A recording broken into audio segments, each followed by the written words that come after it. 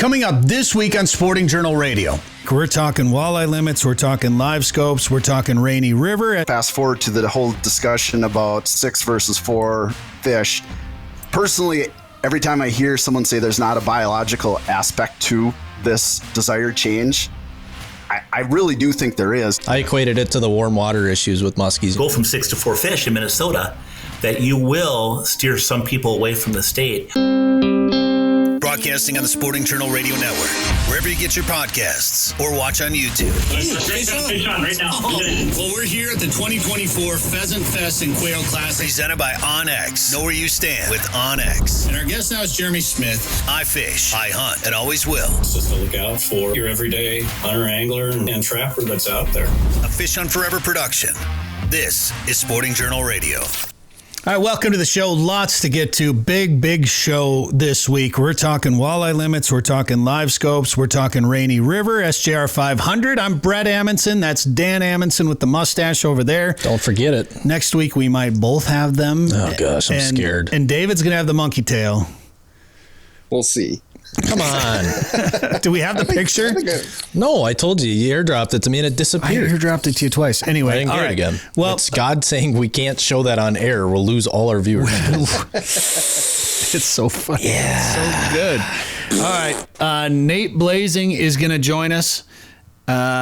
He's with the Nisswa.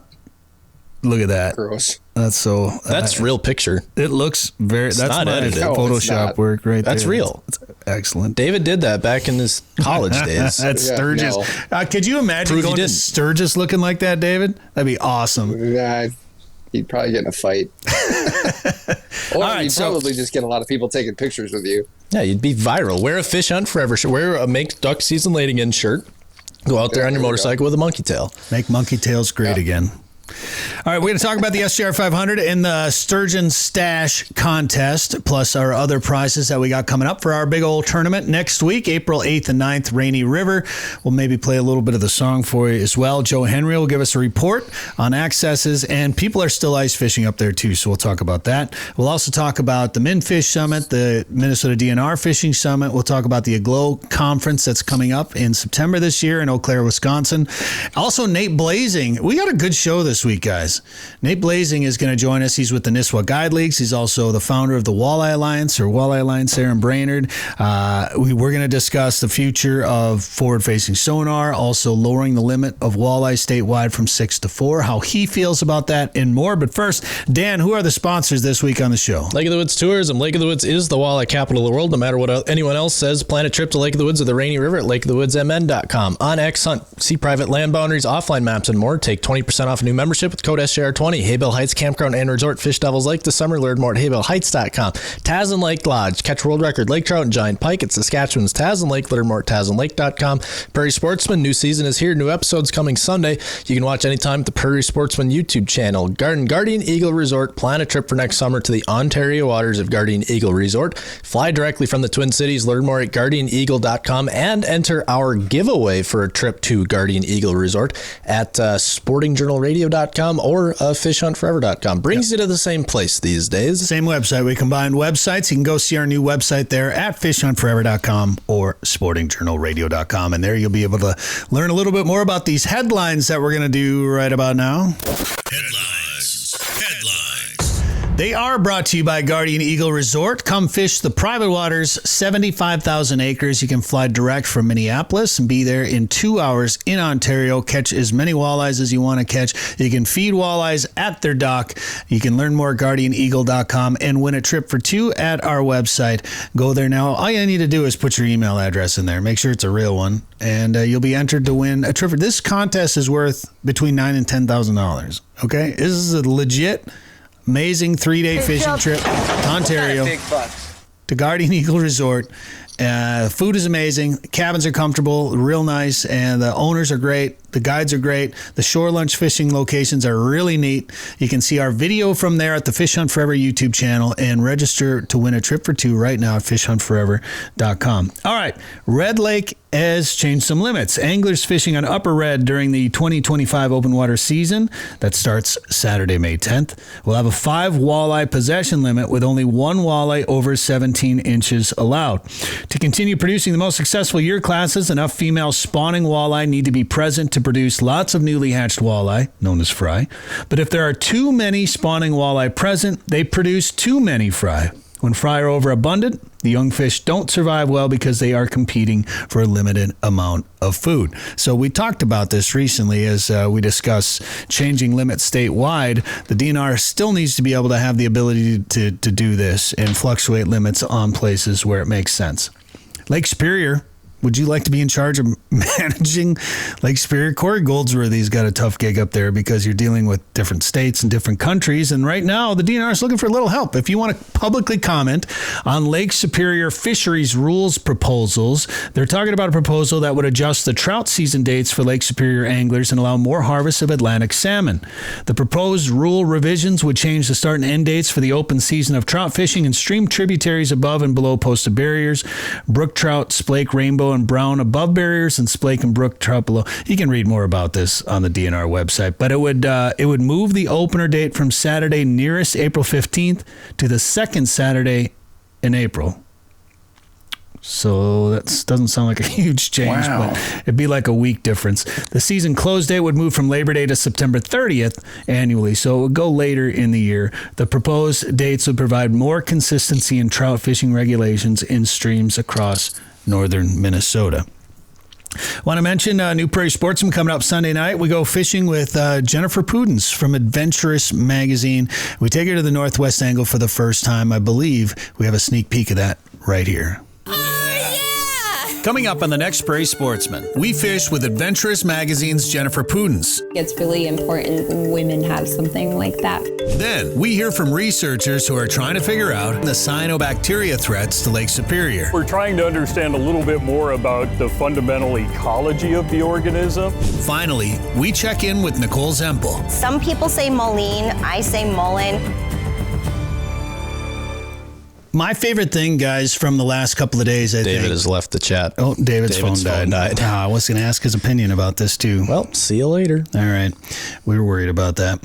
Dan, I thought it was hilarious that everybody is talking about how Livescope is ruining fishing and ruining populations, and then the DNR comes out and raises the walleye limit on Red Lake because the walleyes are thriving. Yeah, I don't even know what to say about that because you and I don't have a problem with Livescope. We don't believe it's the reason fish are dying, or fish aren't dying. They're not just randomly dying. It's not. Livescope isn't the reason that limits could potentially be getting lowered.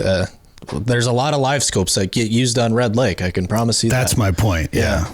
So here we are. They're thriving, and I promise you, and with all the anglers that were on Red, I mean, they might have been targeting crappies a little bit more the last winter or two, but with Livescope, walleyes are thriving up there right now. So I just thought it was hilarious because I don't know, you don't have this image either, but there was a story from the Star Tribune from Tony Kennedy, and it was about the summit and how anglers were complaining about Livescope and muskie fishing, which again is a different conversation, but they were complaining about Livescope and how it's hurting fisheries. And then directly below it was another story from Tony Kennedy that said walleyes are thriving on Red Lake, which has seen a lot of Livescopes in the last couple of years. Well, I can tell you my Livescope's been sitting in the basement for the last few weeks and it has killed 0 fish. And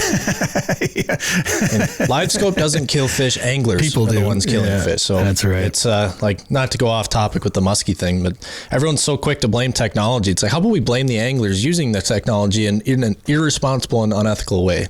I equated it to the warm water issues with muskies. Everyone knows muskie fishing. You don't muskie fish when the water gets too warm. You shut her down or you change your fish handling practices. We don't make it illegal, but for some reason we want to make fishing in 20 feet of water or with forward-facing sonar illegal or something like that. When just stop doing it. We don't have to make new laws. Self-police. We talk about that later in the show. What you just brought up is a great example of what I'm talking about, because if we don't self-police, then the rule changes will come in.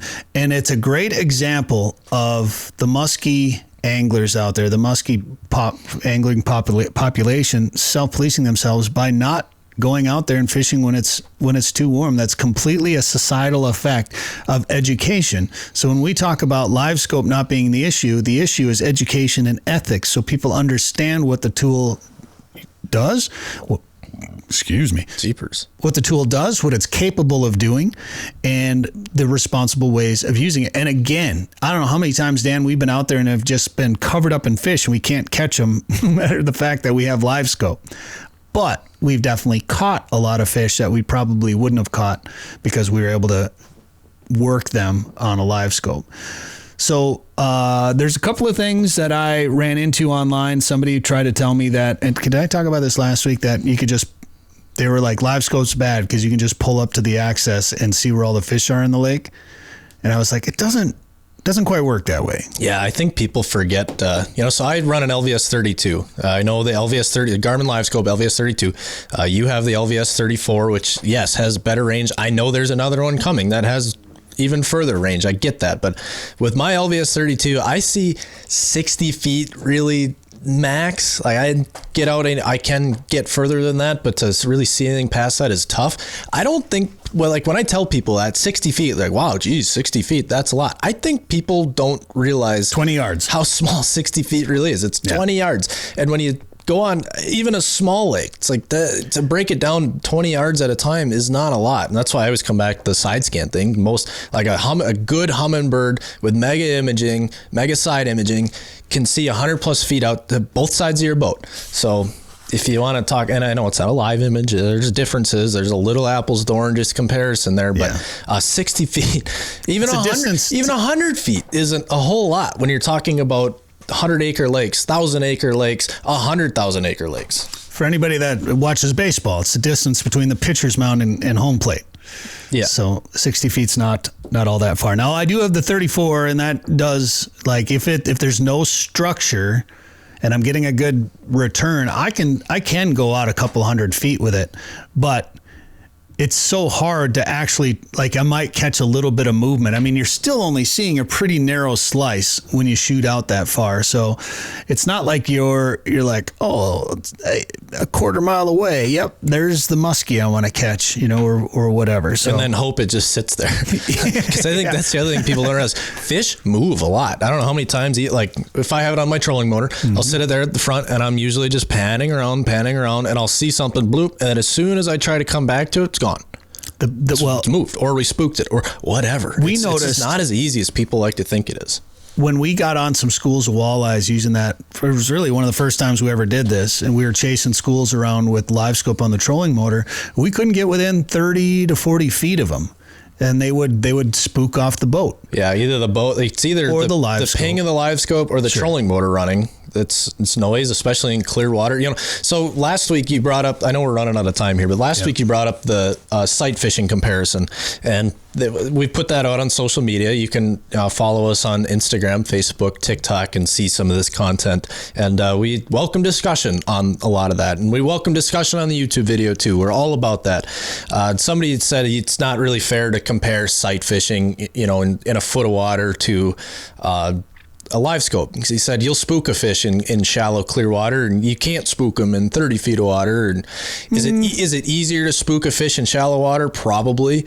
You throw a bait 2 feet from it and it doesn't like it, it swims away, it's gone. You can get away with more in deeper water, but you absolutely spook fish. People have started to see that. You start to hear some of these anglers who they're using their Livescope, they find fish and they shut it off or turn it away from these fish because they feel like whether it's the trolling motor or the transducer ping, they're spooking these fish. So either there's a real effect there, or fish are just getting educated a little bit faster.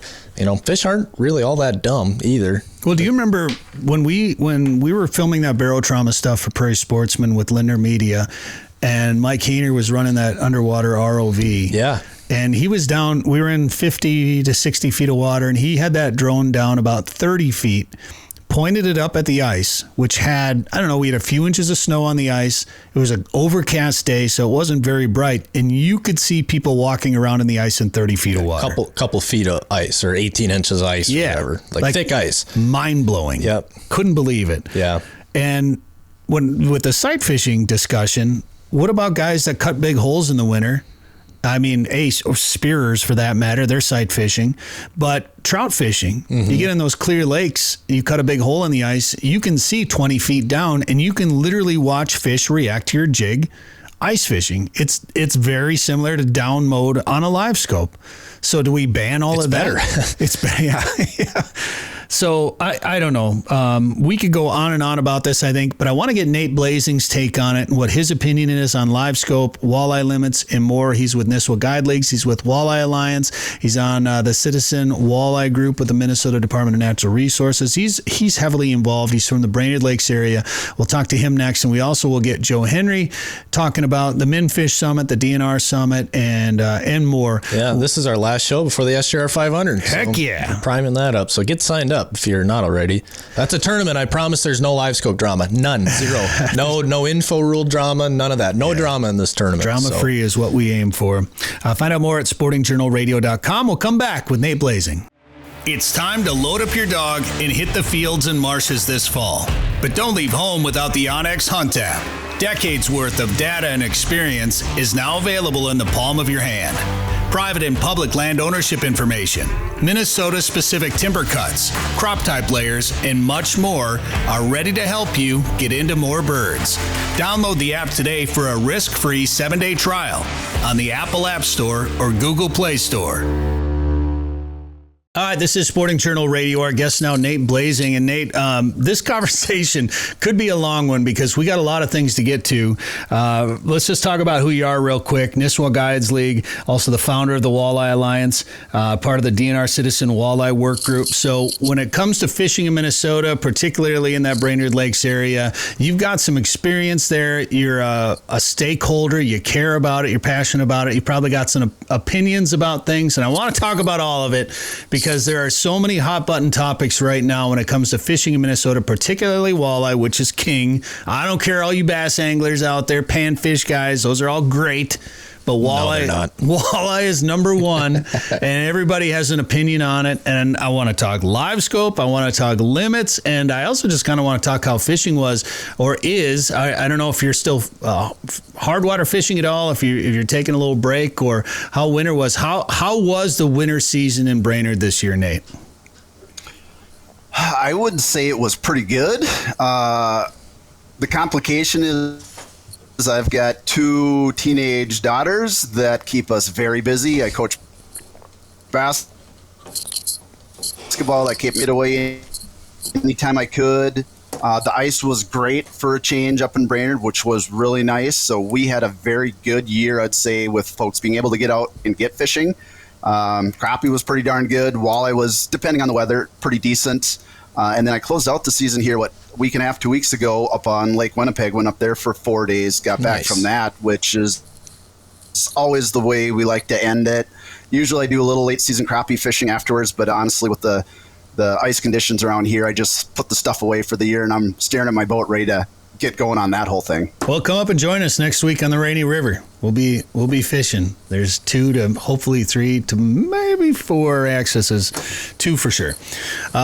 But in Winnipeg, I'm real jealous. I'm sure Dan is too. We were supposed to go up there last week, and we had to reschedule. So looking forward to getting up there next year and doing it. I haven't been up there yet, so I'm looking forward to making that trip. Yeah, you got to do it. That's a bucket list. It did eat my truck up. I just got a call from the shop. I busted a sway bar, which could have been a lot worse, but yeah, we put on some miles. Lake travel is pretty good, but you're still going through some stuff. It'll give all of your equipment the working of a lifetime. So you're going to go through some stuff. Just be prepared for it. Well, we were going to be up in a snow bear with Adam Renas, so we'll be bouncing around. Sorry about your snow bear, Adam. Yeah, we'll be in a snow. Maybe that's why we had to reschedule. Yeah. You wanted to put Wave Pros in it. Yeah, they're doing that. They actually are. Remember that? That's a conversation. That's right. You start putting Wave Pros in snow bears. All right. Well, Nate, you attended the. Were you at the MN Summit too? Were you at both summits last week? No, I couldn't make the MN Summit as well, so we sent 2 of our board members, but I did, as like you said, watched it over Facebook on Devoted Outdoors, so that was nice to see that. And then I attended the DNR Work Group Summit here this past Saturday, so I got most of both of those. All right. What did you think of because I watched and I caught most of it. Thankfully the stuff is saved. You can go back and watch it if you missed it on the Devoted Outdoors Facebook page. But what did you think of the MN Summit this year? I thought it was pretty good. Again, anytime you're trying to give sportsmen, anglers a voice. I think a lot of times too right now with all these topics is just bouncing stuff off of each other, see where people are at, bring up topics or ideas that you hadn't thought of. It's just really polarizing right now. Again, whether you're talking the limit stuff, the forward-facing sonar stuff, the muskie stuff, it's nearly impossible to find someone that has all the same ideas. But I guess that's the beauty of it, is just talking through that. So, yeah, I don't know. I just think it was a good thing that, I like that MnFish is giving this opportunity for sportsmen to voice their opinions. Absolutely. And the work they did this last year on the hatcheries, getting some of that money through, is invaluable. Huge. What I think that's going to mean to Minnesota fisheries down the road. I think it's great. And the one thing I will say is, with the summit this year being open to the public, there was definitely some, I think we got stuck on a few topics there where people just wanted to speak up and they were saying the same things as some of the other people. And you'll have that anytime you have a public forum. People like to hear their own voice. Well, there's some of that. But the one But I would say the same thing in the past couple of years when they did the private summit. Yeah. I would say there was some of those same issues where 100%. certain people just kind of dominated the conversation. And so, yeah. The beauty of it in person, though, is you could speak your mind and you weren't a jerk like the keyboard warriors out there. Social media is so bad right now. If you disagree, if somebody disagrees with you, like, they are wishing death upon generations of your children at this point. It's not just like, well, this is the way I feel and I appreciate what you're saying, but this is the way I feel and this is the way I think should move forward. It's like, no, they're literally sending people to egg your house. You must have voted for this person. Yeah. What does that have to do with how many walleyes I want to keep? There's a lot of politics that get involved. So it was nice to see that. I just feel like, the muskies and Livescope dominated the conversation a little more than it needed to. When you think about the amount of anglers in the state of Minnesota and the percentage that are muskie anglers, and it's no doubt it's an important topic. And I think we need to care for the fisheries and the fish and to make sure that they're not overly pressured. But I would have liked to see more discussion on walleyes. And again, that's because that's what I care more about, of course. But do you want to touch? Do you muskie fish at all? Do you want to talk about that at all? Well, I muskie fish very minimal. When I lived up in Duluth, the only muskies I've caught is when I'm walleye fishing. And when I actually try and catch muskies, I don't catch any. But that's about right. So we've had a couple evenings here in the last couple of months where my neighbor Toby Cavalli-Vog and I would go over to Jer Smith's garage and we would solve the world's problems, and a lot of those conversations revolved around this very discussion. So I've heard it. I more or less listened to it. Absolutely. I have a fishing perspective, but when it comes to the real specifics of the muskie stuff, I kind of keep my mouth shut just because I'm not as in tune and in touch as that as a lot of the other stakeholders. Well, and those two guys, I mean, those are two guys that are right at the heart of it, that probably spend more time than most people muskie fishing or spending time. Obviously, Toby's on that lake a lot, and Jeremy, it's a topic that's near and dear to him. So I could see, I would just sit back and listen to those two. It's phenomenal, but yeah, they're very entertaining nights. I'll just leave it at that real high level. Well, I got to spend a couple days in the boat with just Jeremy and I up at Tasman Lake there, and muskies came up a few times, and I'm not a muskie guy, but he'd just get going and you'd start to see the steam come out of his ears and like, ooh. Well, it's a fact. Yeah, there's passion there. Yeah, absolutely. Jeremy's great. And I love, I'm trying to remember what conference we were at, but last year or 2 years ago, we ended up meeting up at one of the hotel bars afterwards, and it was a table of us. Gosh, who all? It was probably the Northwest Sports Show. Might have been the Northwest Show, and there was like 12 of us sitting at this table. And Jeremy, I was texting Jeremy. I'm like, "Hey, we're in the bar. Come on over and sit down." And then I asked him one question. And then the 12 of us sat there and just listened to Jeremy talk about, I can't remember what the topic was, but it was something probably about Livescope and muskies. It might have been. And everybody just sat back and listened to his, the way he talked about it, and just the passion that he has, the knowledge that he has. It was a fun conversation just to sit back and watch, because you could tell he was fired up about it. And it was probably like midnight, Yeah. So it was one of those late night networking sessions where a few drinky poos where we solved all the world's problems. Meeting of the minds. Yeah, for sure. All right. Well, I want to talk walleyes and limits. We got about a minute and a half. We got to take a break here. So I want to mention this because I didn't realize this about you. You went to UMD for environmental studies and communication. So you should probably be doing a podcast, I'm guessing, based on just that education right there. That's the degree that you wanted me to get. And I said, no. Yeah. Like, you're going to be so much better on the show with that education. Well, and now we're stuck with me. Yeah. One thing we talked about before we came on is just the messaging. When say we were going to drop the limit from 6 to 4 here in Minnesota, the message behind that needs to be so important. And when it comes to the government or the DNR, sometimes crafting messages isn't their strong suit. And there's a couple of things to consider when you put a message out. Is it because people are going to think it's because of Livescope, or people are going to think our fisheries are hurting, or what is this? And there's no biological proof of 6 fish limits hurting us or Livescope hurting us. So is it angler perception? Is it what is the message? That's an important part of that. So I want to ask you about that when we come back. I want to also talk about Livescope and the DNR walleye work group that you're a part of, and more with Nate Blasing from Walleye Alliance, also the Nisswa Guide Leagues, and more. And Joe Henry will join us. We'll get a Rainy River update and more coming up on Sporting Journal Radio. There we go. Nice. It's an awesome experience. Fishing was really good. We got a super monster pike. That is a great way to start the trip off right there. Tasman Lake is one of the places that has been on my bucket list for a long time, and watched every Tasman TV episode there is. Incredible, incredible to see fish like that. Incredible to, fish water where you have the chance to catch fish like that. Danny, that's the biggest trout you'll ever fight in your life. Wow, this is a nice one. Watch Tasman TV and book your trip at TasmanLake.com.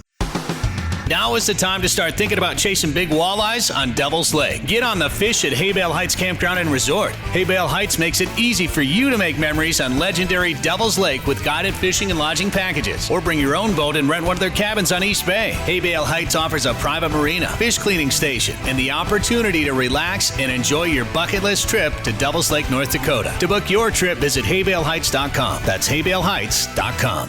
We're back. Sporting Journal Radio. Nate Blasing is our guest right now. He's the founder and now former president of the Walleye Alliance out of the Brainerd Lakes area. And Nate, I remember hearing about the Walleye Alliance a few years ago, and man, we would love to get involved. We think it's a great organization with a great mission behind it, and we've wanted to try to help promote you guys a little bit. And it's one of those things where that I love living where we live, Dan, out in western Minnesota, but we're a long ways away from everybody. It's a terrible place to get stuff done in the fisheries world.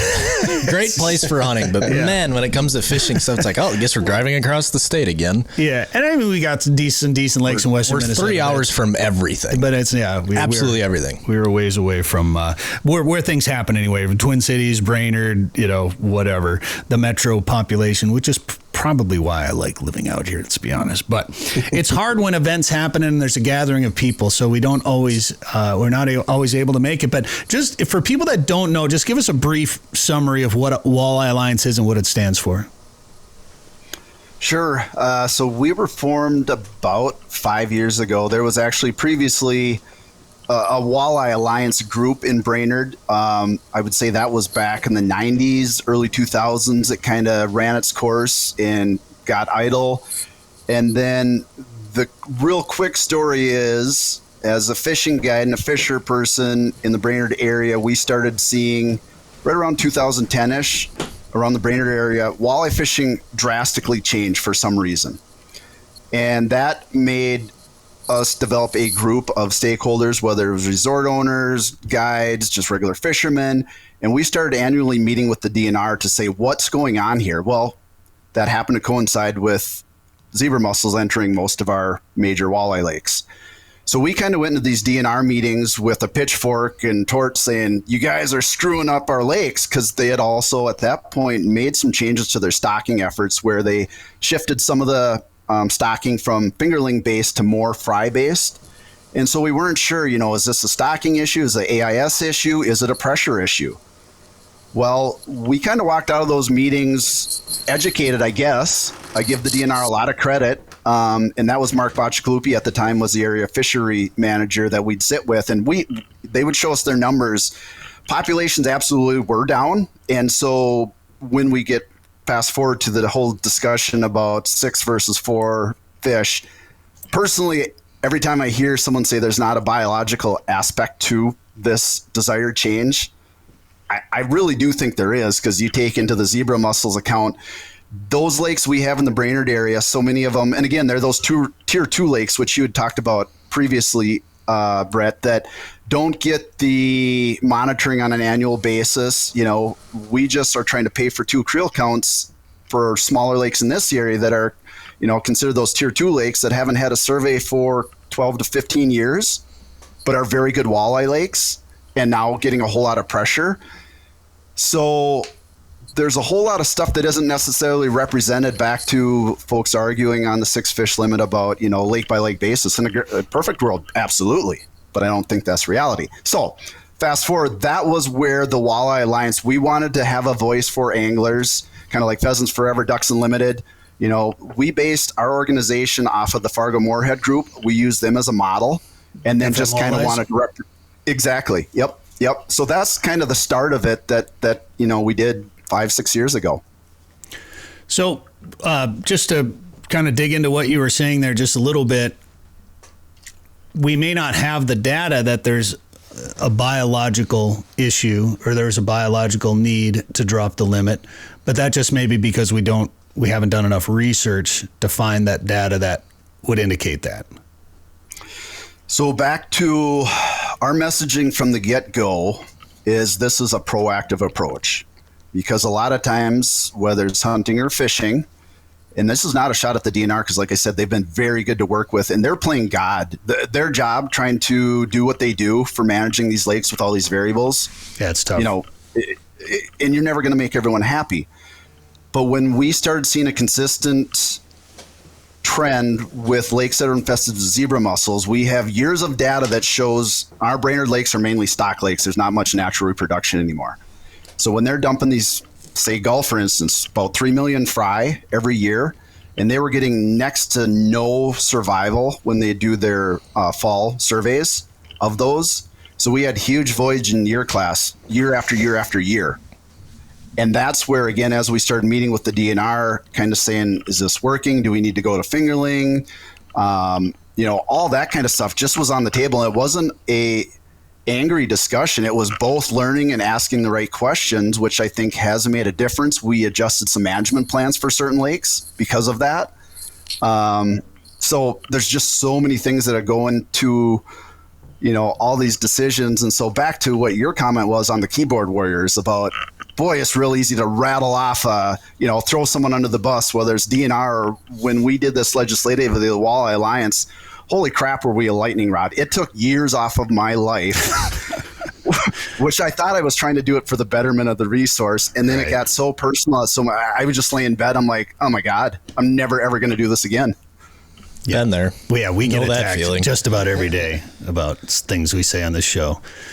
So, and you know, just like you, we all want the best for the fish and the resource, you know, and just like the DNR, there has to be some angler satisfaction that's taken into account, because the reason, I mean, we all want to see ecologically sound lakes, of course, but the reason we care so much about this is so we have angling opportunities. I mean, the angler satisfaction has to be taken into account, which is probably why there's so much stocking that takes place there. I didn't realize there wasn't as much natural reproduction in the Brainerd lakes there. Is that, what do you suppose that is? Is it just this isn't the right structure for it, or what do you think the reason is? Yeah, so we've talked about this several times with the DNR. It's been habitat loss, AIS stuff, and our lakes are so developed. So you have, you know, the fancy lawns that go right up to the lakefront. Might look nice, but that's not helping your fisheries. Even you take whitefish, the whitefish chain, you know, the DNR does egg take at the Pine River where it dumps in. There's not a whole lot of natural reproduction, which blew my mind in that lake. So they take those eggs, spread them out through other lakes, and they actually do implant fingerling back into it, which have a higher survival rate than they feel if they naturally let those females spawn and so forth. So gull, I think they said there's next to no natural reproduction. North long, pelican, you go across the line. That's just the way our lakes are, which was mind blowing. And I don't think, like you said, many people are aware of that. Mm-hmm. So back to more kudos in the pressure the DNR is on to keep these, what I would consider high pressure fisheries that get a lot of fishing pressure. If they don't have fish going in them, DNR is hearing about it. Well, before the break, we mentioned this, so we should jump back on it just a little bit. When it comes to the messaging, does the DNR have a messaging problem, do you think? Maybe that's a tough question. That's a complicated one. Yeah, I mean, I do think they do it in a different way or different direction. The other aspect is, I think there's so many folks that dislike the DNR for several reasons, that the DNR could say something that's completely factual and spot on, and that's going to reflect off a large population base just because the DNR said it. So that is another issue that they're dealing with. Another lightning rod topic that I wanted to ask you about is Livescope as a guide, which, by the way, you mentioned something else off the air. Even though you have 6 fish limits, you have self-imposed guiding limits when it comes to walleyes, right? Yeah. Yep. That, again, is just, I try and walk the talk, I guess you'd say. I've felt guilty keeping a whole lot of fish out of our fisheries for a while. So, again, it's been probably 5-ish years since I've actually kept one of my clients' full 6-fish limit. And it's not that we haven't caught the fish. It's usually, again, I look at myself as a fishing guide. Part of my responsibility is to educate people. I'm not against eating fish. I love to eat fish.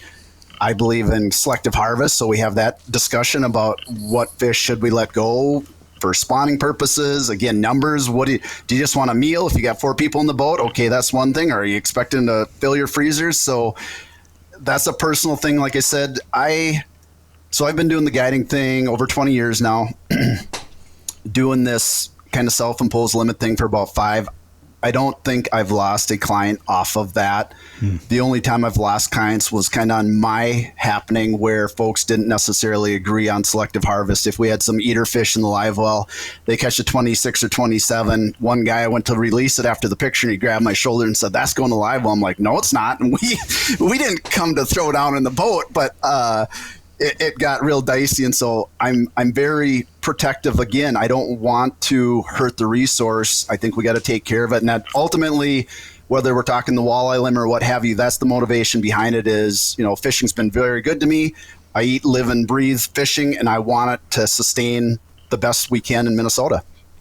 I don't think people realize when it comes to being a guide, there's obviously you have to have the right gear and know how to catch fish, but so much of it comes down to also, using the term babysit's not the right word, but educating people and taking, client relations and knowing how to entertain people in a boat is so much of a bigger part about it. And educating people about the resource and the fish, not just educating them on how to catch a fish and trying to get their limit. There's a lot more that goes into it.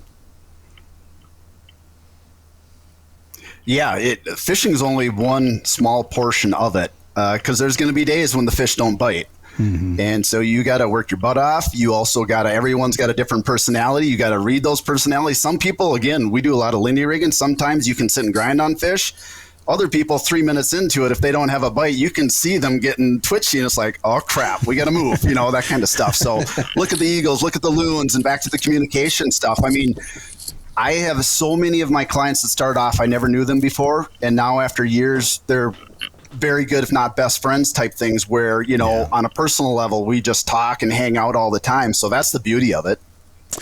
I always said that the mark of a good guide is when you get shut out and the client rebooks and pays full price. Like they want to come back. That means you've done a good job. And now if you go out twice and don't catch fish, then maybe you're not as good as I once thought. But, so you're talking about lindy rigs. Are you a Livescope guy? Are you a forward-facing sonar guy? Yes. All the above. So I've had active target here for 3-4 years, which I use sparingly at best, more so in the winter, and just down, not necessarily looking, out. This past summer was the first year I put a couple Garmin's on the boat. Played around with where I wanted those transducers, ultimately ended putting it on the back again, because with my customers, again, doing lots of Lindy rigging, you know, you can at least see where those fish are direction, and it made a huge difference. I would say, I'm not saying harvest level, but my estimation is I bet we caught triple the fish that I have in years past. And again, I feel we're pretty dialed in on the bite. So, you know, crazy effective tool, crazy cool to learn. It took a lifetime of what I thought I knew about walleyes in particular, and pretty much turned that upside down with a matter of 3 months of figuring, you know, and I'm not even good at it, first of all. I'm just scratching the surface. So with that being said, though, you know, my dad's old school, this technology's new, and I would say maybe, I don't know if I want to use the word hate, but he really dislikes it. He sees the pros and cons and how dangerous it could be if it was used wrong, back to the ethical side of people, that crazy cool tool, but don't abuse it kind of thing. So, and I'm actually getting a second one put on my boat here this spring, putting it on the front, because when I do the tournament fishing with my partner, it was really hard for in the back. So this way, yeah, I use it. Absolutely.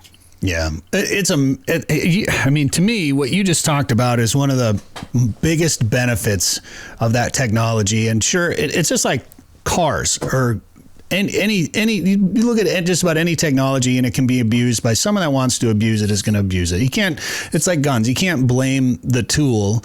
It's the person behind it when they're double dipping or overfishing or fishing too deep, things like that. It's the person behind the tool. If that tool was catching the fish for you and just filling your live well while you're sitting on the couch, sure. But you still have to go out there, and I'd like to use it in down mode, even in open water. I'll use it in down mode a lot of times too. The last couple of years, we've been fishing on Dan's boat, and he's had one up on the trolling motor, so he's scanning a little bit on the troller, but I'll be in the back with mine off the back in down mode because I like to vertical jig. And I like to see how the fish react, and then I will use it in forward and point it back when we're pulling spinners. And there's the biggest reason for that is if we're pulling over structure, I can keep myself from getting snagged on a log or a rock. I can make sure I'm staying in contact with the bottom. You know, if we're using, some lighter gear or lighter weight, I can make sure I'm actually down at the bottom. Just knowing that you're in the strike zone, to me, is one of the key components of using that technology. So where do you think, this discussion of, if we go to 4 walleyes, do you think there's going to be a large segment of the anti-forward facing sonar segment of the population out there that's going to say this is because of Livescope? I don't know if I'd say a large fraction of folks, but I think there's definitely going to be that conversation and belief from some people, which, I will be forthcoming and say that is part of one of the many reasons why I think it's being proactive and a proper thing to lower that limit, because I do think it will lead to more harvest. Again, we had the brief discussion earlier, the DNR's data in terms of amount of people using forward-facing sonar, and then also, not necessarily seeing a larger catch rate per their surveys. I think their data is lagging on that a lot. Just from, again, seeing being on the lake every day, what people are using, what they're doing, those things are not adding up in my mind. But no, absolutely not. I don't think forward-facing sonar is a sole reason by any means. It is probably equally one of many other reasons, if not lower down the line. Again, I'll go back to the invasive species and just the recruitment, natural reproduction, stocking efforts. First and foremost, those are the issues. The water getting warmer, the climate stuff, those are the main issues why the walleyes are having issue. It's not necessarily the forward-facing sonar. That could have an effect on numbers, but that's further down the road than what we had to address first. I want to just touch on one thing real quick, because we have a segment of Prairie Sportsman coming out here sometime in the next few weeks. I'm not sure which night it is, but it's about AIS and the research that's going on in Minnesota. And there was a pretty interesting zebra mussel segment in there where they're using genetic, I can't remember the term now, but basically they're modifying genetics in zebra mussels so they can't grow the little fingers, the tentacles or whatever they use to reach out and grab on and hold on to things. so that all the generations of zebra mussels that are going to be born will be born without the ability to latch on, and they're going to die, and they're going to die out. I thought it was one of the more fascinating aspects of the zebra mussel fight that I hadn't heard about before. So see if it works, but potentially some changes coming with zebra mussels. Yeah, almost like what they did with the lamprey, right? When they adjusted the genetics so they couldn't reproduce. And so, the other thing we had Saturday at our walleye work group is, I think it's Dr. Gretchen Hansen from the University of Minnesota. She spoke to us for a good 45 minutes or so on kind of some of the new stuff that's came out recently related to zebra-infested lakes and the mercury content, or the mercury showing up in the fish, how higher that is. That was super interesting to hear that kind of stuff. There's still a lot of research to do, but they're definitely finding some trends, and it's zebra-infested bodies of water that are showing higher concentrations of the mercury in fish. So it was really interesting to listen to. Just, again, it's hard to do that topic justice in half an hour, right? But it was cool. How do you, what did she, could you pinpoint what effect the zebra mussels were having to increase mercury amounts? Like, is it because there isn't as much vegetation to absorb, like the fish are, like there's less vegetation or whatever else in the lake to absorb? Yeah, I don't even know if I could do it. We'll just get her on the show. I just read about it. I'm trying to find it. It sounded like... No, I couldn't do that justice. I don't even feel comfortable speaking just listening to the first time, but I'd say if you got her on, it was absolutely so interesting and something that's going to be, I think, much more in the limelight. We've already hearing from people, when you hear mercury levels and the MDH, I think one of the studies was if you catch a walleye that's 16.5 inches or larger on a zebra mussel-infested body of water, it's 71% more likely to be above the Minnesota Department of Health's mercury threshold. So, granted, those lakes are all a little different, but there's some really cool statistics that she's got. Crazy. That is interesting. 71%. Okay, mercury. Just want to take notes because I want to look that up. In it, you wonder sometimes too, as research methods change, if they're actually finding something different, or if they're actually finding something that was there, but the new methods are showing it better. Does that make sense? You wonder how many things. It's like absolutely. Eggs are bad for you. No, eggs are good for you. No, eggs are bad for you. Like what's really happening out there makes you wonder a little bit, but obviously you don't want to take in too much mercury. So reading an article about this, it says when zebra mussels infest a lake, they can form dense mats on the bottom that creates sediment without oxygen, an ideal environment for the bacteria needed to convert mercury. Because when mercury enters a lake, it's in pure elemental form. Bacteria in the water convert it to a more toxic form called methyl mercury, which can be absorbed by fish or humans. So, your tidbit of science for the day. I guess he didn't need to go to college. Well, then, and I don't know if there's anything to this, bro? But you throw in the whole topic we talked about briefly before about wakeboard boats churning up the sediments and so forth. That was one of the questions I wanted to ask Gretchen, but we ran out of time. But again, you look at our lakes, I would say Brainerd's kind of, besides Minnetonka, capital of wakeboard boats. And I'm like, with all this stuff getting the lake bottom destroyed, churned up, is that an effect too, where different organisms are absorbing this because the sediment's getting stirred up? I don't know that answer, but it was a question that was on my mind.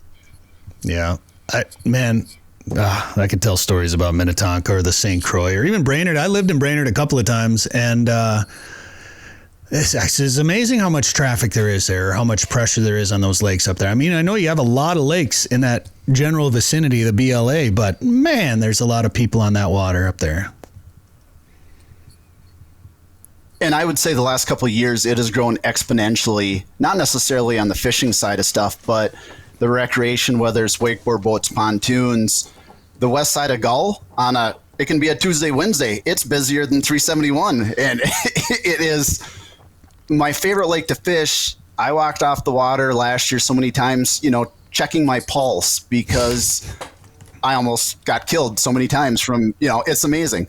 So do you think a lot of people that were formerly cabin owners moved up there, like during COVID when there's so much remote working, they realized, hey, I can just come up to the cabin, work from here, and live there, never went back to the cities or something like that? Oh, that absolutely happened. But I still think every year, summer-wise, so I grew up in Brainerd, went to high school there, and I'd say every year is growing exponentially in the summer. It's just there's more of a mass migration, especially from the Twin Cities up, which beautiful area. But the summers, it is just flipping busy up here to the point I try and hide on these smaller lakes or get the hell away because it's the solitude that I'm looking for, especially on Gull, when I'm trying to avoid getting hit by pontoon and wakeboard boats. I'm not finding that on several times. Or I'm on the water at 5 and I'm off by 10 o'clock now is kind of when stuff starts waking up. It used to be noon and now it's 10 o'clock. I just do morning trips. I don't do afternoon trips a lot of times because of that. I remember when I moved there the first time and I was talking to some of my buddies up there and I was like, Saturday, you going to be around? He goes, hell no. I leave Brainerd on the weekends. Yeah. I suppose it's like Vegas, like the people that live down there don't ever go down to the strip, just because it gets too busy. Bemidji was a similar thing. And when I lived in the cities on the St. Croix, it was the same thing. We could launch at 6 and we were done by noon at the absolute latest out of there. Sturgis is the same way too. Everyone that lives in Sturgis leaves for the rally. Yeah. And rents out their lawn. Yep. You want to camp here? Yep. $100. Perfect. See you later. All right.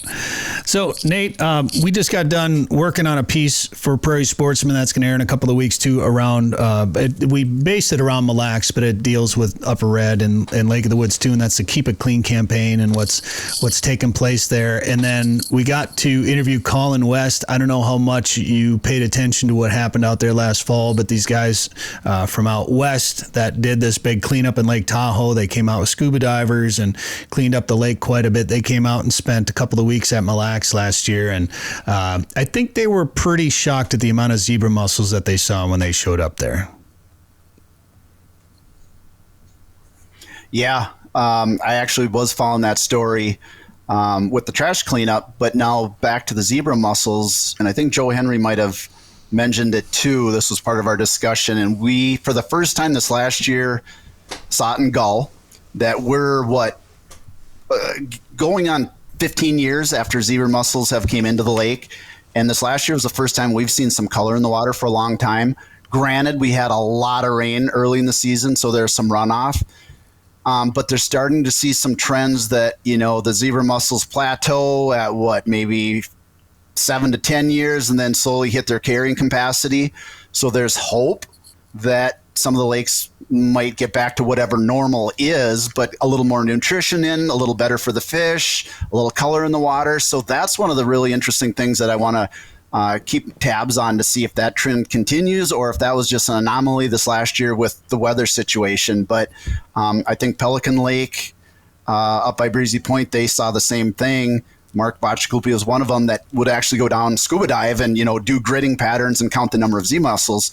And they started seeing I don't want to say a large decrease, but there was absolutely a decrease in the population of zebra mussels. So that's a good thing. Yeah, and I think people have talked about that life cycle for a long time and the carrying capacity, and hopefully that is the case, and we do get a handle on it a little bit. But it was, man, what a curveball that it threw our bodies of water around the region when zebra mussels proliferated the way they did. All right, Nate, well, what do you think? Let's just kind of wrap things up a little bit. Moving forward, when it comes to walleye limits, forward-facing sonar, the hot topics of the day, what would you, in your perfect world, what scenario would you like to see?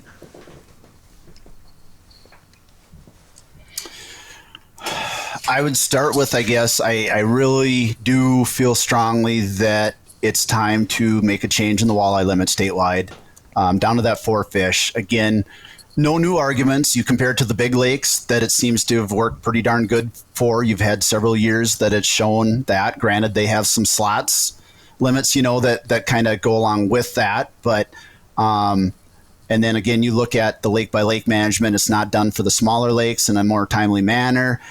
You look at all the neighboring states and provinces that have a lesser limit of 6. Yes, there's possession limits too, so that's another variable and a very good talking point. I think originally, I should say, when the Walleye Alliance came up with the 4-fish proposal, the Citizen DNR work group had proposed it probably 10 years ago. And that was going to be done via the DNR rulemaking process. Well, year after year happened and nothing really happened. We didn't hear anymore. So kind of figured that's where the Walleye Alliance, once we formed, said we're going to try this a different route and go the legislative route. And that's with Carrie Ruud. She was the sponsor for us in the Senate to try and fast forward that, if you will, not sidestep public opinion or anything. It was just to try and get something done. We did 2 years of that, which again was very, very challenging. Getting to see that side of government, I don't want to deal with that anymore in terms of trying to do a legislative effort. Bottom line, and I'm not going to get into details, what we heard back after the second year from the legislature was they felt this was more appropriate to come from the DNR via rulemaking. And we didn't disagree with that, because this is a slippery slope when you get the legislature involved with any kind of fishing regulations, hunting regulations. It's a DNR thing. Crossbows. So we didn't disagree with that. So here we are. Yep. So that's where I stand on the limit. I think it should be done. I hope it does. You know, I don't look at anyone badly if they think differently. There's lots of good talking points to this. Forward-facing sonar, I feel, is here to stay. I don't think the DNR should or has any desire to regulate that. Again, it's the education piece. I do think that the electronic manufacturers has some skin in the game, and I hope that gets brought out. Again, whether that's they're making crazy amount of profits on the units, some of that in some form should come back to the resources, because again, you know, that topic came up. Brad Parsons talked on it at the Fishing Summit. I think Scotty Brewer brought one of those questions up. That's where I see that going, but I don't see, you know, the DNR taking away forward-facing sonar. Again, back to the youth, that's how they know how to fish in many instances, and we want the recruitment of young anglers in. So, you know, all to their own, right? As long as you do it and you're responsible for yourself and being, you know, knowledgeable of the resource, whatever floats your boat, more power to you. Well, and I will say, gosh, I wish I had Danny Thompson here with us right now, because I was talking to Danny about this very topic the other day as we were both listening to the summits. And Garmin they do something, they donate, or they obviously care about the fisheries and the resource. And he's like, yeah, maybe he texted it to me, because he's like, now we were talking on the phone. He's like, yeah, well, we do this. And I said, yeah, of course, because if the fisheries nosedive, your business is going to suffer. So not only are they probably care about conservation anyway, because most people that are in this industry do, but they have some, like, a business. They have some business stake in it as well. So, and that goes for all of us, as whether it's outdoor media or guides or resort owners or equipment manufacturers. There's not a single one of us that want to see something negative happen, because our livelihoods depend on it. Yeah. So no fish equals no livelihood for us. It's like Yamaha has their Right Waters program, which cares about clean water. You know, and they're making outboard motors. So they have some skin in the game, and they're doing their part to try to make sure that waters are sustainable. What, Dan? They make pianos too, and motorcycles, and they make pianos. Quite a company, Yamaha is. Yeah, for sure. So, sure. Now that we got sidetracked, got me thinking about pianos and what was the other thing they motorcycles, four-wheelers, yeah, you name it, scooters. Moving forward, I think as I've been part of this tech work group with the DNR for a long time, and I just my big thing has always been that we have to preach education and ethics, and the majority of people that are out there, I don't think are going to abuse a resource if they know the facts and if they know what effect they're having on a fishery. As we all know, the more we don't self-police ourselves, the more laws get made to regulate these things. It's like, keep it clean. Like, just keep your trash. There's been talk about the EPA getting involved if if we don't self-police ourselves and clean up our trash when we're out fishing, ice fishing in particular. And if the EPA starts getting involved in regulating fishing, could you imagine what it's going to do to the people that are out there in fish houses or boats? I mean, it has a potential to change the way we fish forever.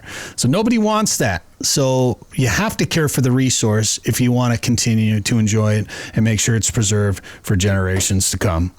All right, Nate, anything else? Do you have any comment on that or anything else you want to talk about? No, like I said, I'm a kind of person that usually tries to watch my own bobber, right? Because what works for me may not work for someone else. But at the same time, some of these larger picture things, whether it's discussions on the forward-facing sonar or the limit discussion, that's where every once in a while you got to step outside your comfort zone and get a little more vocal, which is not my normal nature. But I do think there's a time and a place for that. So hence with the last 5 years on this whole walleye limit discussion.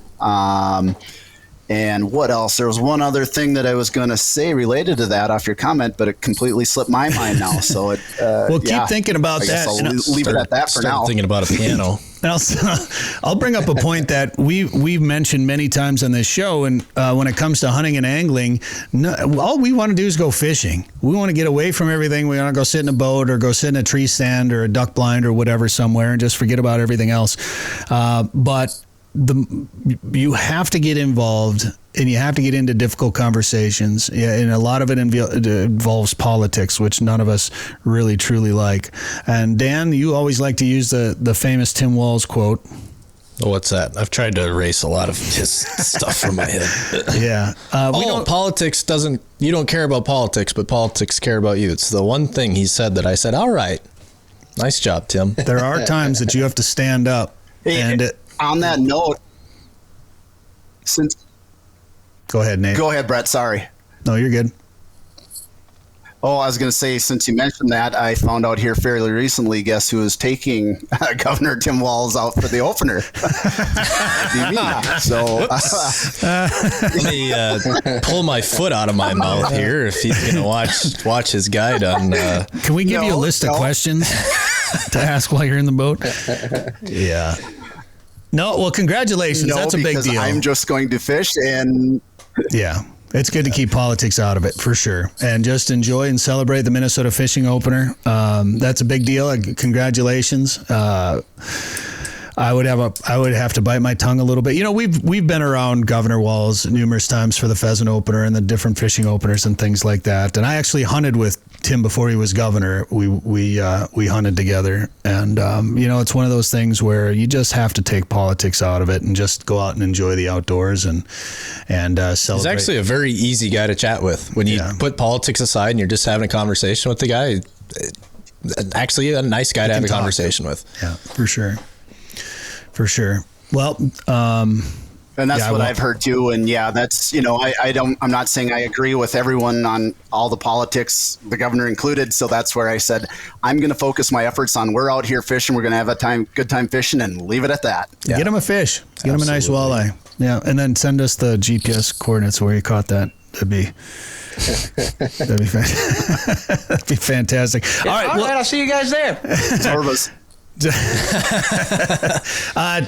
Real quick, how can people get involved with the Walleye Alliance? You can look us up online. So our website is www.walleyealliance.com. That was the other thing, Bret, that I meant to bring up. So we are doing our spring banquet. I believe it's Thursday, April 24th at the Woods in Merrifield. Yeah, all right. I'll see you guys there. What is going on? In the past, last year we had Tom Wynn. I don't know what I just did. I just tried to type in a URL, and all of a sudden, Adam Sandler started speaking, and everyone went black. So, anyways, sorry about that. Anyways, you can look us up online there or social media to get tickets. Again, we don't even charge a membership fee at this point because we just want people to be active with us, whether it's our tournaments or just outings. I feel if they believe in what they're doing, they're going to come to our banquet or tournaments, support us that way. But it's more of just, you know, having a conversation. So I'm actually going to speak this year. We usually use some big name speakers.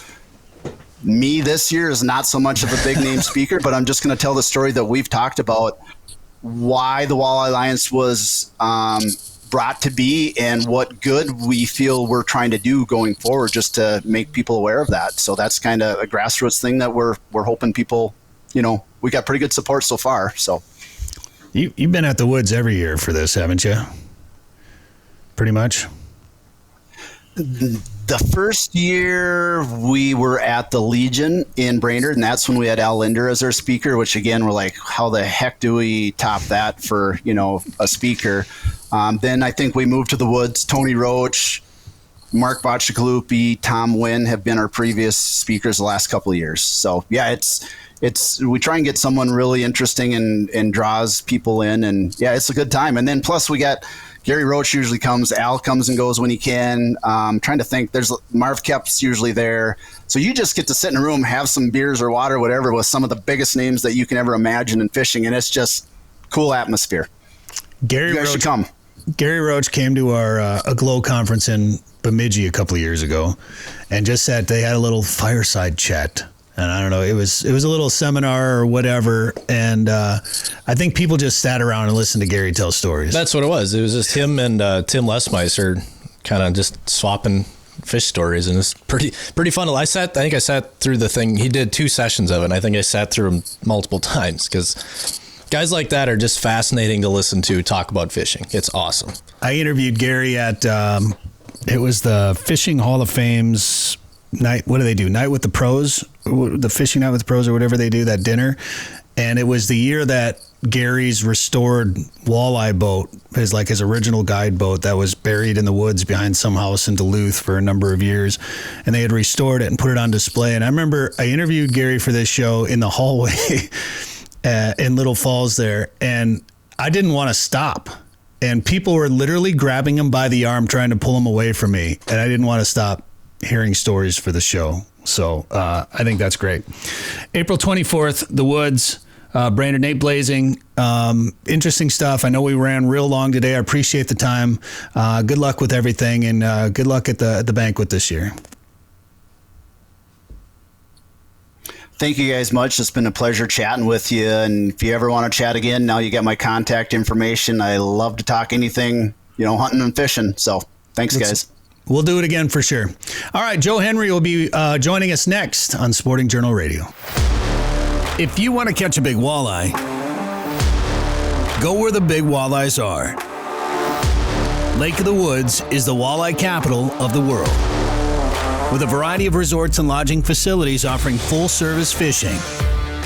Lake of the Woods is also home to sturgeon, sauger, perch, trophy pike, muskie, smallmouth bass, burbot, and more. Plan your trip to Lake of the Woods today. Go to lakeofthewoodsmn.com. That's lakeofthewoodsmn.com. Well, we're pretty excited about the SJR 500 coming up next week, Tuesday and Wednesday on the Rainy River. And of course, we're watching those Rainy River access reports daily. And to tell us more about what's going on up there, Joe Henry joins us from Lake of the Woods Tourism. Joe, I don't see a mustache starting there at all. I'll tell you something. I was with some of our friends from Aglow the last couple of days, and I had to not only play the SJR 500 song, but I had to kind of sing just the first line of it. And of course, everybody by now must know that first line. I bet Paul Johnson sang along with you. You gotta go where the big fish are. It's so good. I'm biased, but I love it. It's so catchy. It's been we listened to it this morning because Dan put it on Instagram on or Facebook or Instagram on Wednesday, and it's just been stuck in my head the whole time.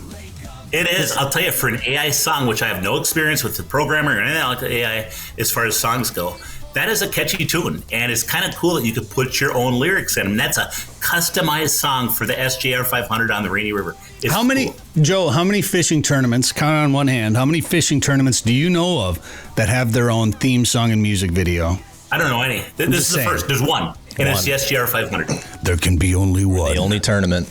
You know how cool it'll be? Like, we'll be cruising up and down the river, I bet, next week, and people are going to have this blaring on their turtle boxes up and down the river. It's going to be unreal. You know what's funny about that is that if they're not singing the SJR 500 and they're not blasting that on the Rainy River, you're going to hear a whole bunch of howls for Kevin Heinrich, because everybody howls for the Dutchman when he gets a sturgeon now. People tell me, I hear howls up and down the river now. Well, and we've had a couple of pontoons in the tournament last year, but it'll be nice to see the warship out there rolling around looking for sturgeon. And Joe, we haven't told you this yet, but we're sticking around after the tournament, and we're going to fish with Kevin and film for Prairie Sportsman out of the warship. Nice. Oh, he's a fun guy. He's so passionate about sturgeon, and he's also, if you followed his Facebook post, he's got a really fun way of putting things, and the way he talks and the way he writes. He's talented. He's got a unique way, doesn't he? He's hilarious. And Joe, Dan, I don't know if you can pull up his post where he's designing new hoodies, new sweatshirts, but he had a sturgeon graphic. And I can relate to this because I literally just made a sturgeon graphic. So I know what it's like to throw something out there and be like, gosh, I don't know which one I like better. And he threw it out to people following his Facebook page, like, which one do you guys like better? And most people, I think, last time I checked anyway, most people had liked the same one. And if you look at it, it's a sturgeon. It's the one on the left there, Dan. If you look closely at the head of the sturgeon, it almost looks like there's somebody piloting, like there's somebody like it's a cockpit of an airplane and there's somebody sitting in there piloting the sturgeon. Maybe the graphic knows something about sturgeon anatomy that we don't. Yeah. Maybe they're government issued robots patrolling the border. So I commented. Submersibles. Yeah. Well, it's like birds, right? They're all drones. This is all government. These are government submersibles. Yeah, that's how Trump's patrolling the border now. Spy sturgeons. So if you look at the comments there, I said, Kevin, it looks like somebody's piloting that sturgeon. And he's like, it's me. So I think that's great. And last I heard, a couple of accesses open, it sounds like, Joe. Yeah, I was just going to make the comment. If you, from looking at that head of that sturgeon, you see somebody piloting it. How many mushrooms have you had today? None. We're even out of beer at this point. Yeah. What the heck? How is it even functioning if you're out of beer? It's a good question. It's been a snowstorm here for the last few days, and today we were planning on David making a stop on his way to the studio, and he chickened out on the roads, which I don't blame him, honestly. No, I'll tell you what, though. You asked about the Rainy River accident. By the way, I was just with Paul and Brandy Johnson the last couple of days, too.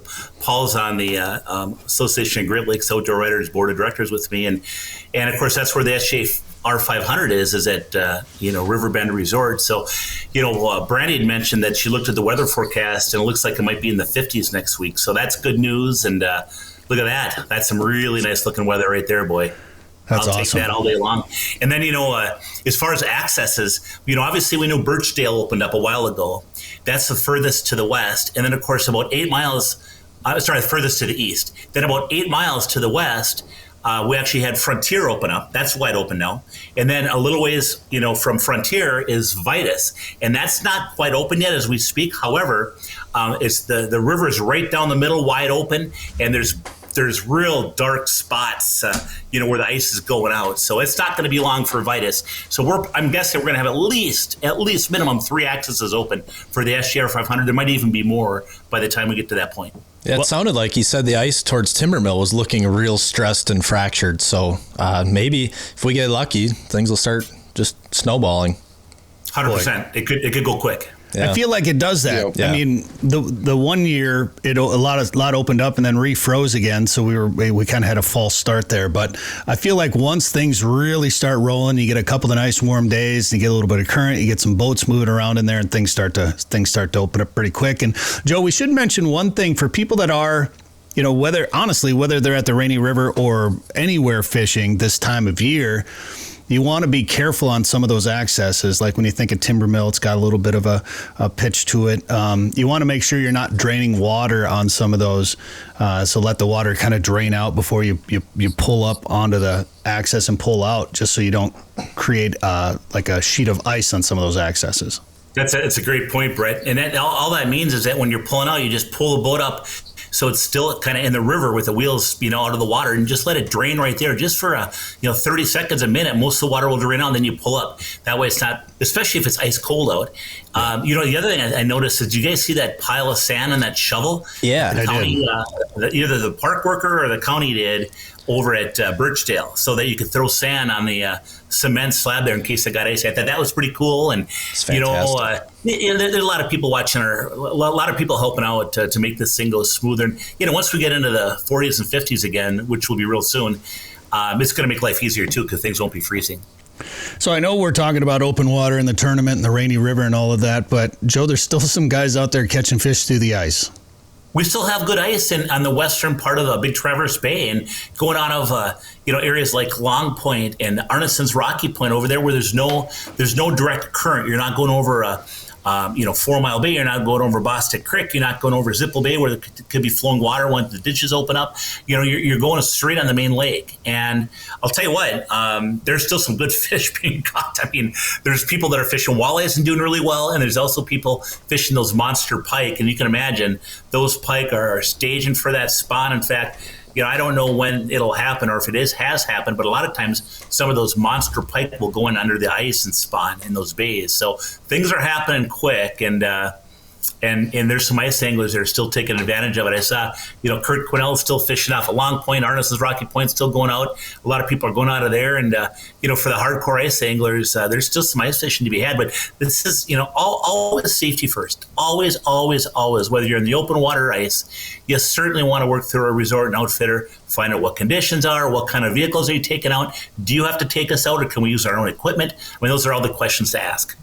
It's that time of year, too, that if you are out there, make sure, well, it's really year round, but if you are out there ice fishing still, make sure you clean up after yourself. Joe, I've been editing a new Prairie Sportsman segment on Keep It Clean all week, and I just finished it up today, as a matter of fact. So it's important because I remember I used a little clip. On a little video there? What's that? Working on a little video there? Yes. You've just been waiting to use that one, haven't you, Dan? Yeah. That's good. I got a little late start on it. That's but good. Hey, Bret, he's been waiting to press that button. You just know he has. That's my job. I just want to do my job. Let me do my job. All right. So anyway, we got a story about that, and we found a couple of blocks when we were fishing the Rainy a couple of years ago during the spring, SJR 500 that people had left out on the ice. Did we give those away? I think we might have given them away. We found a tip up too. The tip up. We did that. I know that. Oh, you gave that tip up away as a prize, didn't you? Yeah. I feel like we might have done the same thing with the wood, or I was going to keep it because that was like it's good wood. Right after COVID when lumber was really expensive. That's right. Hang on to that.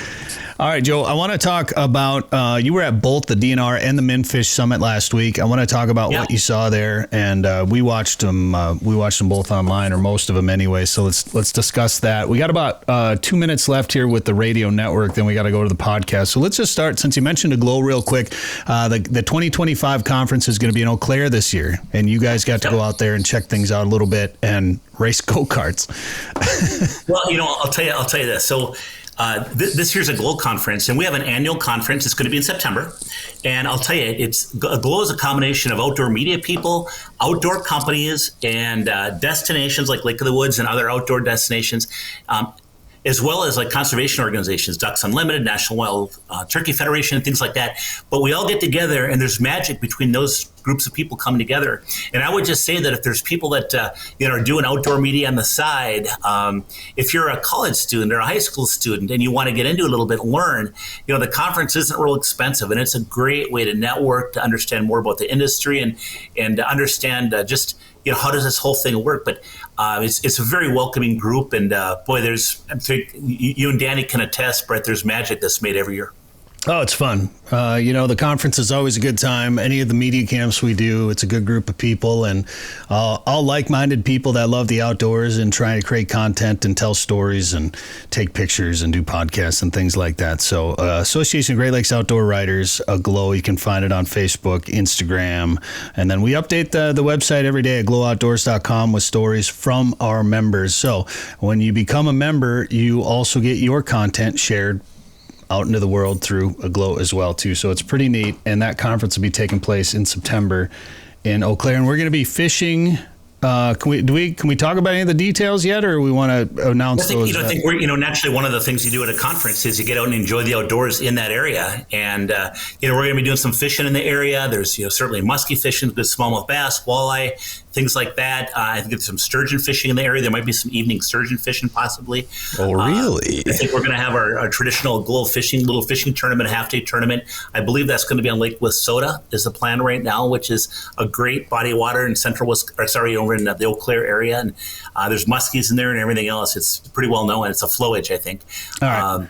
Well, let's go to the podcast. Thank you for listening on this radio station right here. I want to talk more about muskies and walleyes and limits in Minnesota with Joe Henry. Follow us on YouTube, Spotify, wherever you get your favorite podcasts. So, Joe, you spent time at both summits, and I'd assume maybe there was a plan there to try to have both those summits relatively close geographically, and also time-wise. It was pretty interesting to have two different ones. And unfortunately, we couldn't make it. There was some weather. We had work to do, things like that. But thanks to Devoted Outdoors, they streamed the MnFish Summit for us on Facebook, so we were able to watch most of that. And then I'm in the tech group with the DNR, so I watched. I was part of the via Teams. I was part of the tech work group for the DNR Summit. What was your take? Let's start with MnFish, Joe. What was your takeaway there? Well, MnFish is that group in Minnesota that's, really the purpose is to create more quality fishing opportunities, upgrading hatcheries, shore fishing opportunities, getting kids into fishing, upgrading boat ramps, et cetera, et cetera. Anything we can do to help fishing be better in Minnesota. And, it was a great summit. We had about 180 people in Grand Rapids. Everybody from lay people that like fishing to resort owners, guides, people from the tackle industry. I mean, retailers, tourism people. I mean, really a little bit of everything, and just some really good presentations. Brad Parsons with the Minnesota DNR gave a presentation of why he is pushing for a 4-fish limit statewide in Minnesota versus a 6-fish as it is now. We talked about forward-facing sonar. We talked about muskies, pike. We talked a little bit about aquatic invasive species. We talked, I think, the topic of the big wave boats came up, and how they shoot their propulsion down and eat up some of the vegetation. Which may have been my favorite part. That somebody actually brought up wake boats and wakeboard boats and wreck boats, and just, when we talk about regulations on lakes and things like that and effects on those lakes and shorelines and the ecosystem, we got to start talking about wake boats. I don't care how much money there is involved with those things and big wreck boats. They're having an effect. And I don't like them anyway. The people. There's a whole organized group against them. I'm sure there's a whole organized group for them too. But the group against them just said that, hey, it started out where you'd have these wake boats that are 450 horsepower, and they got a lot of power. And what they do is they fill their bilges with water, so they're real heavy, and that creates a real big wave that you can surf on. But you need a lot of power to push a big fiberglass boat the bilge is full of water, but that's what creates that wave. So initially they were over 400 horsepower, some of them. Now they got 27-foot boats that are over 600 horsepower. And those props are I believe it's the University of Minnesota just did a study that came out, and they proved that propulsion is shooting down more than 20 feet into the lakes. And, 20 feet, that's eating up vegetation that's down there. There's substrate that fish spawn on. There's a lot of damage happening underneath the surface of the water that you never see, in addition to shoreline erosion because of the big waves constantly whacking in, and boats going across the lake getting swamped because of the big rollers that are hard to see, and they're big rollers. So there's just a lot of issues with them, and I have no problem with outdoor recreation and having fun, and it seems that there might be some environmental concerns with some of this activity, and I'll leave it at that. Then you've got AIS concerns with some of that ballast water too. I know that's been talked about. Wisconsin had a deal about that where I don't think they were required to drain it, so they were transporting all this water to different lakes. I think my understanding is they can't drain it all. They just probably physically can't. Yeah, probably. Yeah. But then, so now we're bringing water around. We can't leave water in our live wells, right? So, well, I'm glad that discussion came up because it was pretty heavy on muskie, which is an important topic right now. It was pretty heavy on Livescope, which is a topic right now. And muskies and Livescope, that's one conversation, but I didn't like the direction that things, just the anti-forward-facing sonar. I felt like everybody that's against forward-facing sonar in the state of Minnesota descended upon that summit while it took place last week. So That was interesting. A lot of discussion about lowering the limits from 6 to 4 for walleyes. That kind of dominated the room. I thought there were a couple other topics, northern pike and things like that. Did those really come up much, or was the muskie and Livescope discussion pretty much the entire time? I think 6 to 4 was a main topic, and the muskie and Livescope was probably another main topic. And I'll just say, from going to 6 to 4 fish, there are a lot of different opinions throughout the state, and there's some resorts from the people I've spoken to. It appears to me, and this is very unofficial, not scientific at all, it appears to me that a lot of guides in the state are for going to a 4 fish limit. And I don't know all the reasoning behind that, if it's self-serving because I can, I only need to get 12 fish now for 3 customers versus 18. That's kind of nice. And I know that there's a lot of people that say, hey, you don't need 6 walleyes in a day. And then the other flip side of it is there's other counterpoints to that. If you're a resort owner and you have to fill 100 beds and people have the opportunity to bring home a 1 day's possession coming from out of state, let's say, that's still only 6 walleyes per person. So, you go to any other state and it's like North Dakota has I believe that's a 5 fish limit with 2 days possession. They can bring home 10 fish, and they advertise that against Minnesota in their commercials. So the part that I'm concerned about, I truly don't know the right answer, but what I am concerned about are the unknowns. And I guess right now there is not biological proof that going from a 6 to a 4 fish walleye limit would change the number of walleyes in Minnesota. I believe that the perception of tourists, we already hear from tourists that go to other states and other bodies of water, the Dakotas, Lake Erie specifically, because they can bring home a lot more fish. So I'm not saying that's the only reason that people come to Minnesota and go fishing is to keep a number of fish to bring home, but it is a reason. If you don't think that's a reason, look at Lake Mille Lacs. Lake Mille Lacs, it's my understanding now this year, Lake Mille Lacs is going to be to a 2 fish limit. And it's my understanding from people in the know on Lake Mille Lacs that the guides' phones are ringing pretty darn good because they can now keep 2 walleyes. I think that there is a direct reflection on how many fish you can keep and how many tourists will come to your area. Is that everything? No, it's not everything. Some people do come for the beauty, for the experience, for the camaraderie, for the great hospitality of our Minnesota resorts and hotels and everything else. But that is a component. And it's my thought that if you go from 6 to 4 fish in Minnesota, that you will steer some people away from the state.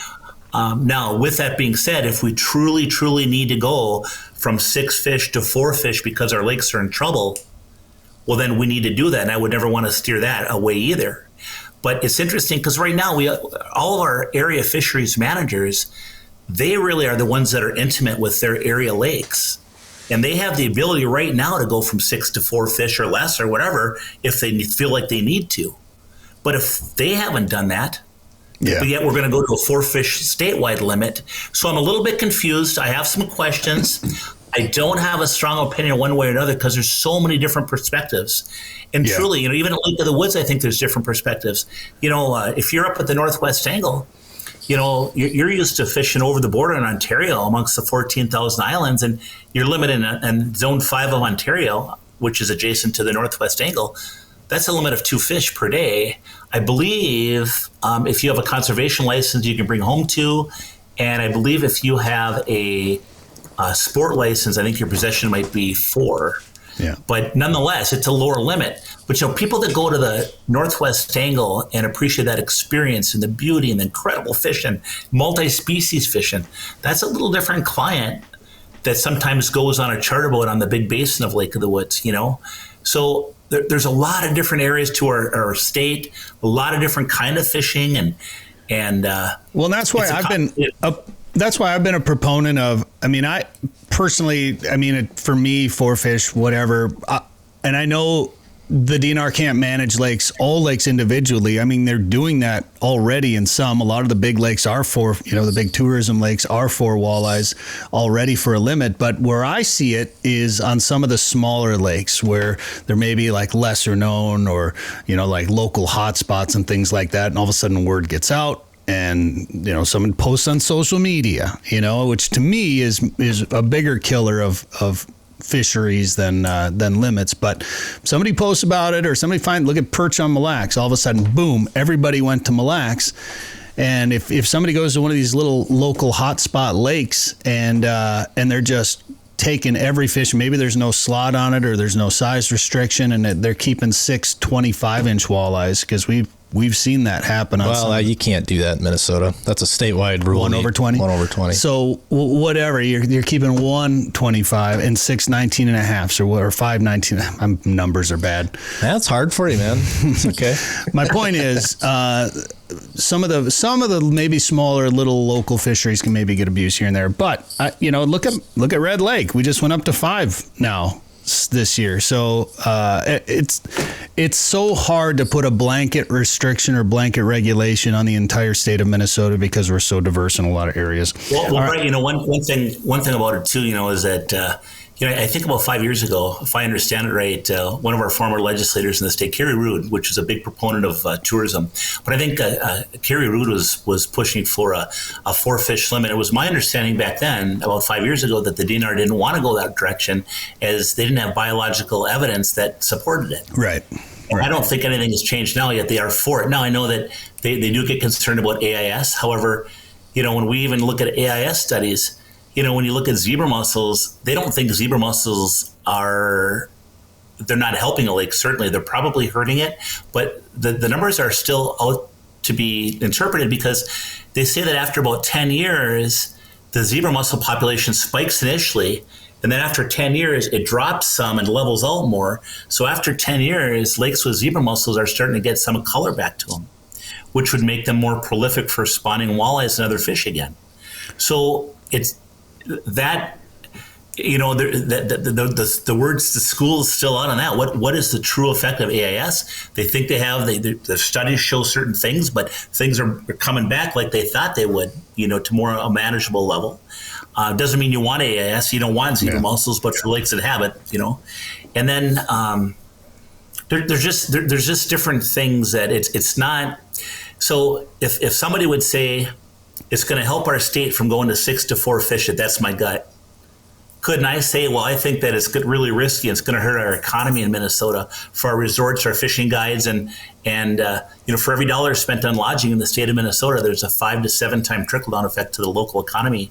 And that means your restaurants, your bait shops, your hardware stores, your gas stations, and everything else. And so if my gut tells me that we would lose some tourists if we lower our limits, and if there's not biological proof. Again, I'm not taking a strong stance either way, but I'm just bringing up a counterpoint. And if there's no biological evidence, your viewpoint should carry as much weight as the other one. And to me, the DNR has talked about it many times, that they manage not only biologically, but also for angler satisfaction. So I think so much of this 6 to 4 limit reduction is getting pushed from anglers. So the DNR is like, well, if the majority of anglers want it, I guess it's not going to hurt us to go down, other than maybe in the tourism sector, which is an important aspect to it. So I think that's they're considering the tourism piece as much. And when people make comments like, well, we did it on the Mississippi River and we don't see fewer boats on the Mississippi River, that's a microcosm. That's border water. It's a river. It's a different situation. That's not close to the metro. State with all the diversity of fisheries we have in our state, and all the big markets, little markets, major lakes, little lakes, everything. You got to consider the whole thing, And if somebody says, I go to Canada fishing, when I go to Canada, I can eat 2 fish up there. And I eat fish all week long. I'm sick of fish. I don't want to bring fish home. Well, that's you. But that's not everybody, because I can tell you for a fact that Canada has lost some tourism because you can only keep 1 or 2 fish, in some cases catch and release altogether. There are some people that choose to go other places because of that. That's just the way the world is. I'm not saying it's not worth going up to Canada. I think it's beautiful. I think it's worth it. I'm just saying there are some people, it will affect their decision. I had somebody on a charter boat once on Lake of the Woods. I said, Joe, I'm up here with a group. That's why I'm here. But, when I got 4 kids, and my wife and I, when I bring 6 fish home, 4 walleyes and 2 saugers from Lake of the Woods, I can't feed my family. So normally when we go on vacation, we choose to go to the Dakotas or Erie just because we can bring more fish home. And, we like to put them in the freezer and have a few meals of fish throughout the year. Well, what's going to happen? You know what's going to happen, Joe? If this limit does get reduced to 4, there's 2 things are going to happen. One, to your point, people outside of Minnesota are going to go, "Oh, fishing must be in trouble in Minnesota if they're lowering the limit." Some will. I'm not saying all, but some will. The other thing is they're going to blame it on Livescope. They're going to say, "Oh, Livescope is ruining fishing. They had to lower limits." It's just like what happened in Mississippi when those 4 reservoirs lowered limits there. They blamed it on Livescope, and it's pressure. It's other technology. It's social media. It's all and those limits were so liberal down there in Mississippi. They needed to be lowered anyway. And guides were double dipping and things like that. So I say 2 things. Number one, when the studies say that forward-facing sonar has not increased the catch rates, I would disagree on that. I think that for panfish, especially in the winter, I think it would most definitely increase your catch rates based on what I see. I would say that, a lot of the DNR conservation officers and others say a lot of the people that have forward-facing sonar are younger, and a lot of them are more experienced anglers so far. And those are the kind of people that typically don't keep a lot of fish anyway. Right. There hasn't been any sort of biological effect on fish populations due to the technology. There's no data supporting it. And until we have data that shows that, we can't be restricting it or regulating it and blaming anything on it. And that's what's going to happen, because the same people that want these limits lowered I shouldn't say the same people, but a lot of the people that are asking for lower limits are saying it's because of Livescope too. So I don't want to see that. But Joe, we got to let you go. Yeah. This has been a good conversation. Good conversation, a lot of perspectives. And, when it's all said and done, we all want the same thing. We want to keep Minnesota one of the best fishery states in the whole world. 100%. 100%. And we're so excited. We're going to see you next week in person. Joe, you're going down in the SJR 500 tournament from Fish Donkey, the Wave Pro, 4th annual Wave Pro SJR 500, April 8th and 9th, Rainy River. We're based out of Riverbend Resort. We got prizes from heavy hauler fishing gear, prizes from Relevant sunglasses, DRC Call, Mid-Migration Outfitters, 3-day guided goose hunt and duck hunt in western Minnesota, and the Sturgeon Stash contest. I can't wait. Get that Miracle Grow on the upper lip going, Joe. You know what? I think that's a Wave Pro SJR 500. Man, I'm going to be humming that song, and hopefully I'm going to be on some freaking walleyes stroking them. If I'm not, I'll have to follow Danny around. That's right. I knew it. We'll see you next week, Joe. Thank you very much. If people want to plan a trip to Lake of the Woods, what should they do? Hey, check our website, and that is lakeofthewoodsmn.com. Sporting Journal Radio is a division of Macaba LLC. If you've got a question, comment, or story idea for us, send us an email. Go to sportingjournalradio.com. While you're there, you can learn how to advertise on the show and visit our store for hats, hoodies, coffee mugs, and more. Go to sportingjournalradio.com.